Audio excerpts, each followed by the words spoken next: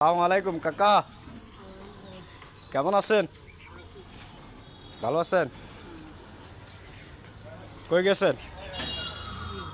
হ্যাঁ, আমার দিকে একটু তাকান কাকা, একটু খারাপ না, একটা মিনিট। আপনার বাড়ি কোনায়? বাইশ গা তুই জানো, ঠান্ডা লাগেনি বেশি? কাকু 2 মিনিট একটু সময় দেন। ঠান্ডা বেশি লাগেনি? সকালে বেশি ঠান্ডা না রাত্রে? ও, কাকা তো আপনি কি হাঁটি হাঁটি আইছেন? গাড়ি দি?